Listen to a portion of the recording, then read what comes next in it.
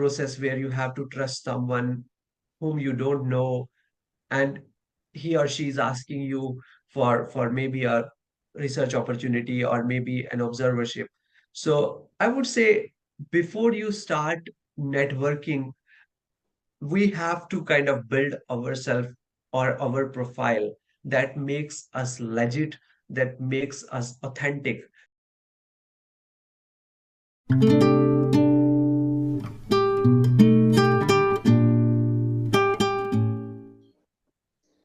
Hi everyone, thank you for joining today. Today we have Dr. Sourav Sudan, who's a first year internal medicine resident in the US and also happens to be a graduate from GMC Jammu, our own college. So thank you so much, sir, for joining today. He is also the founder of the YouTube channel Speedy Medical and has a vast audience of 26,000 subscribers, and like that is a great achievement for someone who who comes from the same educational background for as us. Thank you, sir. Thank you for joining today. And yeah, please, some yeah. Hi, Shraddha. Hi, Deepinder. Thank you so much, guys, for this opportunity and um, you know, uh, doing your internship and then running this organization and this channel is a great effort, and I really appreciate it. And thank you for the great introduction. So, as I graduated from the same college that you are currently doing your internship in. So I find it as a very, I would say, a great opportunity to give back uh, to the people who are on the same journey and preparing for the same exams. So yeah, I'll be happy to answer any question that you have regarding the USMLE journey and the other things that are associated with that. Yeah, thank you, sir. So before we talk about USMLE, like how has been the journey for you so far? How is US treating you right now? And what are the differences that you've seen till now? Well, I would say it has been like 2 months since I moved here, and most of the time that I have been spending here is in the hospital, of course. In the PGY1, you have like 12 to 14 hours of shift. So most of the time I am in the hospital, but so far it has been good. The people are nice, and uh, you know, uh, I would say that the country has been treating me well. So yeah. Okay, great. So, coming from a tier three city in in India, basically from India, uh, I Mm-hmm. understand the financial planning is also a huge part of the USMLE steps, right? So, apart from planning your steps, that is another thing that you need to plan, the financial aspect of it. It's a huge gamble. You say like, maybe you do not match in the process. Maybe you have to try again next year, so that's a lot of planning that you have to do behind the scenes, right? So how did you go about with that? That would be my first question for Right, you. that is a really great question, and thank you for asking me this question. Well, um, in the USMLE journey, I would say two important things, and for me, I considered finances as the most important thing apart from studying for those exams, taking those exams, and networking and doing other things.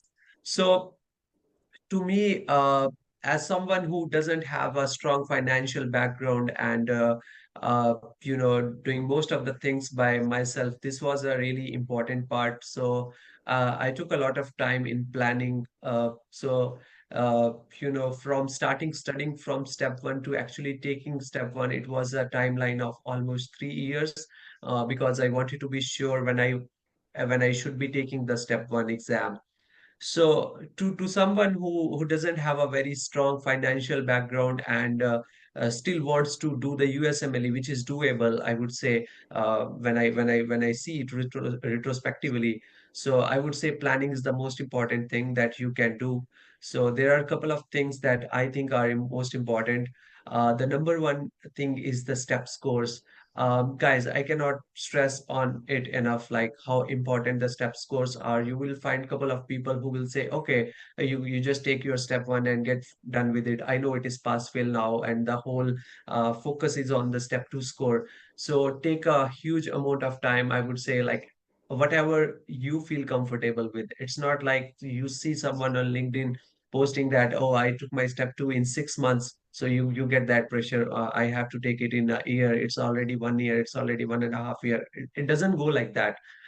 You have to make sure that whatever score you are targeting, you get that score. And uh, because at that point of time you are in control of the things, you can do that thing. But once you have your score and let's say you score less, I'm not saying you will not match, of course you will match, but you will have to put extra effort to kind of mitigate that thing and build your profile further. But let's say on the other hand you have a desired score and you have got a good score, so you have cleared that hurdle, and then there are less hurdles on the way to reach the end. So I would say number one thing is make sure that if your finances are on the lower end, or I would say if your finances are limited and you cannot do extra things like doing unpaid research fellowship or doing plenty of observerships and things like that, so you have to make sure that your best bet is your score, and you dedicate ample amount of time in scoring what you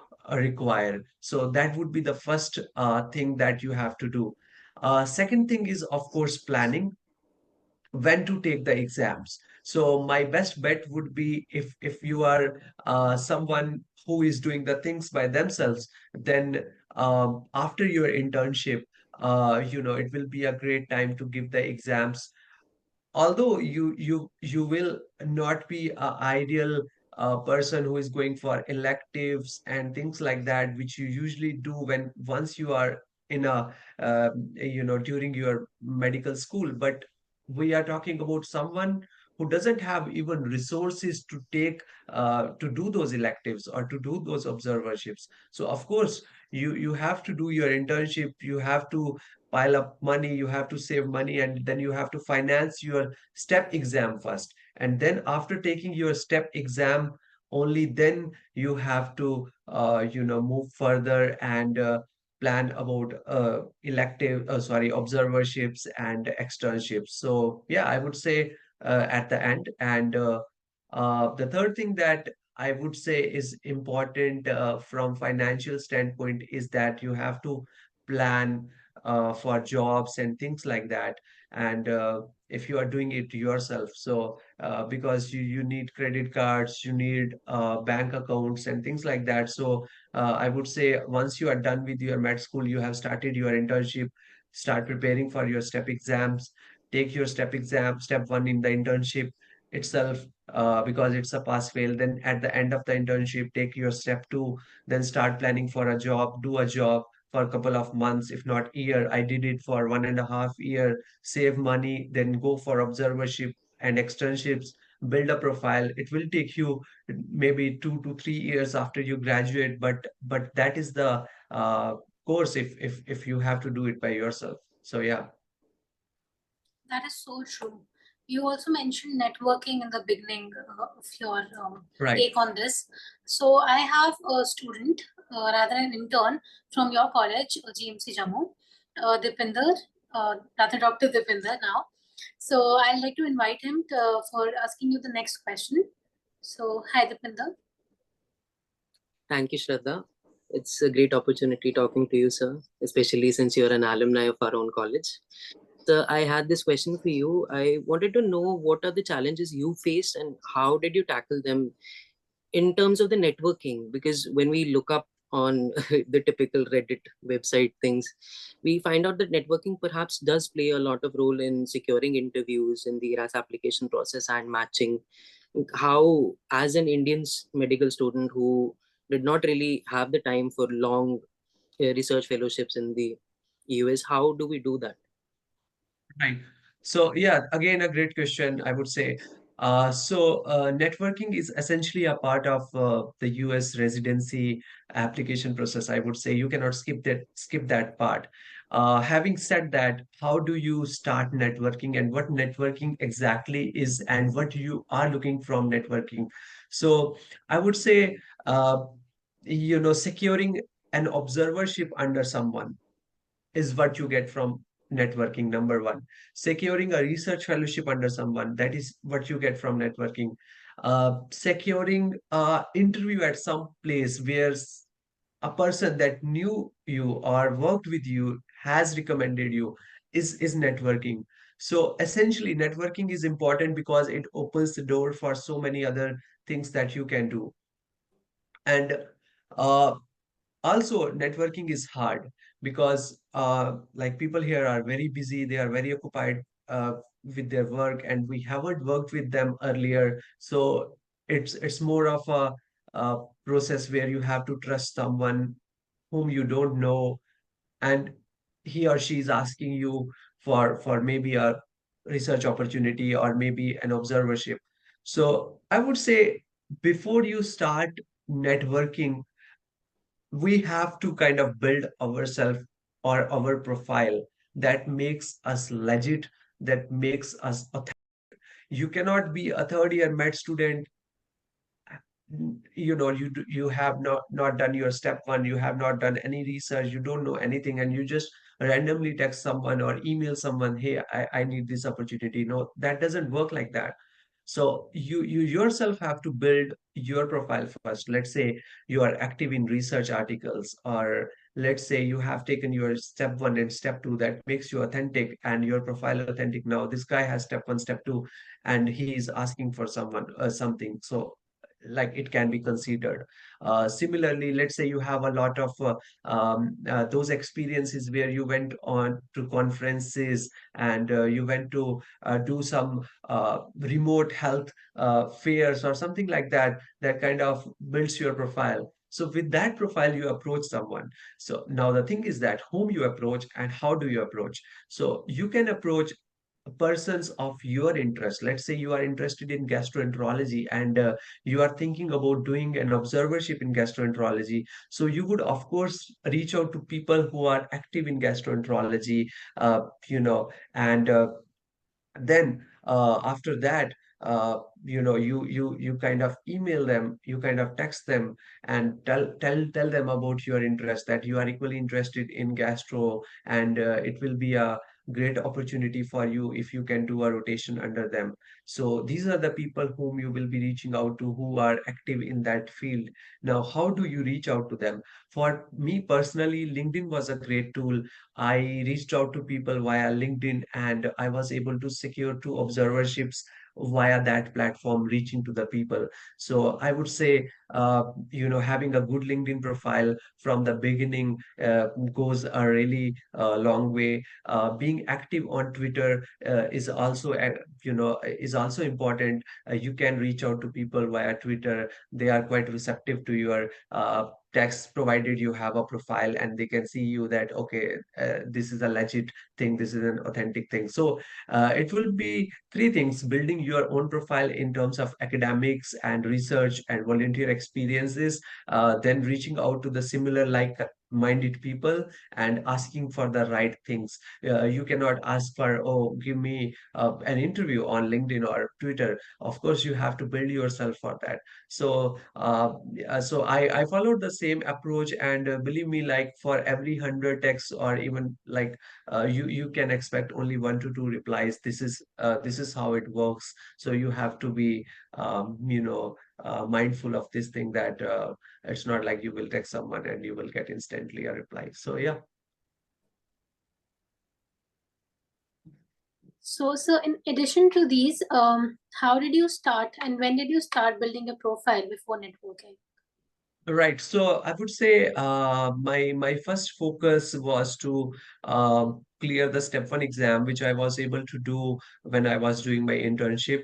So only after clearing my step one exam, I shifted my mind to other things like doing research and other things. So after I was done with my step one exam, I reached out to people on LinkedIn and other social media platforms, asking them for any research opportunities. Unfortunately, I was able to connect to the people who were doing research and who agreed to let me be a part of their own projects, and that's how I started learning research. And after that, I did couple of case reports from my own institution. So after my internship, I started working as a full-time junior resident, non-academic. So Meanwhile, I was working, I was preparing for my step two exam, and almost after 1 year of work, I took my step two exam. And during that timeline, I also started building my profile on LinkedIn and reached out to the people and secured observerships so that at the end of that job, I was able to have some money and some opportunities and some knowledge so that I could take step two exam. I could travel to the US for doing those rotations. And once I was done with the rotations, I was done with the exams. I applied in the same consecutive year, and yeah, and luckily, unfortunately, I was able to match in my first match cycle. So this was my profile, I would say. Yeah, Okay, that's great. So, any other yeah. question you might have, Dipinder? So, as somebody who is also a little financially limited, I must say, I had this question that a lot of viewers might have about observerships and US clinical experience in general. Is there a bare minimum? Is there something they expect, especially to be able to secure interviews? How much is the bare minimum? Like you mean the number of rotations or what? Yes, US clinical experience in general. What kind is better? While Do they while prefer? I would say Yeah, I would say if you are a fresh grad and you are applying and you have like 2 to 3 rotations from good hospitals, that is more than enough. Um, so you don't have to have 6 months or 10 months, provided your profile is good. So as I mentioned already, your best bet is your scores. If your scores are good, you just have like 2 to 3 months of rotations in the US, preferably in the inpatient setting, and have good letters. That is more than enough. One last point I want specifically for you to comment on is it ever too late for the USMLE? No. It's never late. I'm like 110% sure. It's never late. There is no specific timeline. There is a diverse cohort of people here who have diverse journeys. So you don't need to follow a template. You just want to be sure about what you want to do. When again, it's very subjective. It totally depends on you, and it's never late as long as you are active in the field.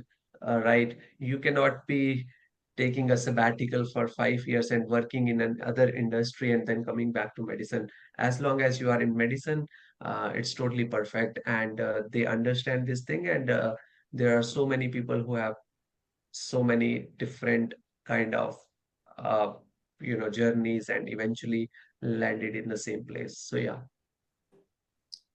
Okay. So, thank you, sir. Thank you so much for thank you joining. thank you so much, guys. Thank you so much. Yeah.